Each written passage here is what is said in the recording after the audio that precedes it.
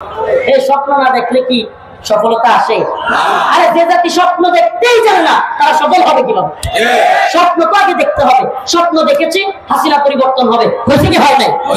এখন আমাদের স্বপ্ন কি? কেউ বলবেন হবে না হুজুর, হবে না, হবে না। আমি বলবো এই হবে না, আপনি যে বিরোধিতা করতেছেন এই জন্য আরো পিছিয়ে যাবে।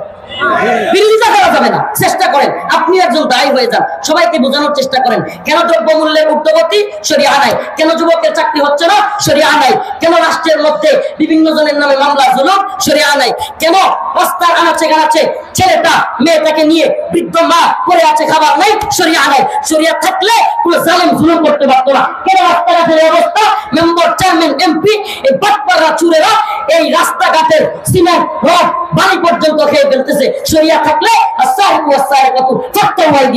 এদের হাত কেটে দেওয়া হতো, প্রধানমন্ত্রী হইলে হাত কেটে দেওয়া। তো আমাদের কি করতে হবে?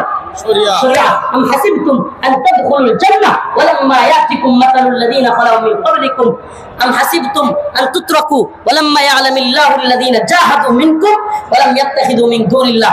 তোমরা আল্লাহ এবং তার রাসূলকে বাদ দিয়া কোন ধরনের অন্তরঙ্গ বন্ধু বানায়ো। অন্তরঙ্গ বন্ধু বানাবো আমরা কাকে?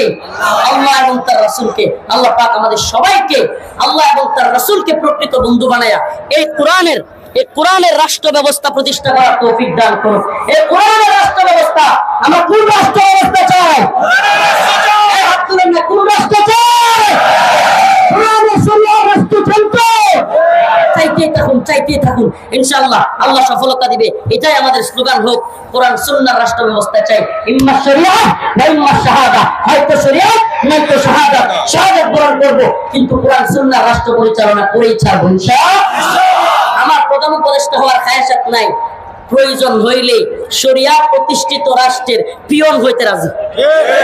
শরিয়া প্রতিষ্ঠিত রাষ্ট্রের গভর্নরদের জুতা টানতে রাজি। আল্লাহর শরিয়া প্রতিষ্ঠিত হোক। আল্লাহ পাক আমাদের এই ভূখণ্ডকে কবুল করুক, বলেন আমিন। ওয়া আখিরু দাওয়ানা আলহামদুলিল্লাহি রাব্বিল আলামিন। আসসালামু আলাইকুম ওয়া রাহমাতুল্লাহি।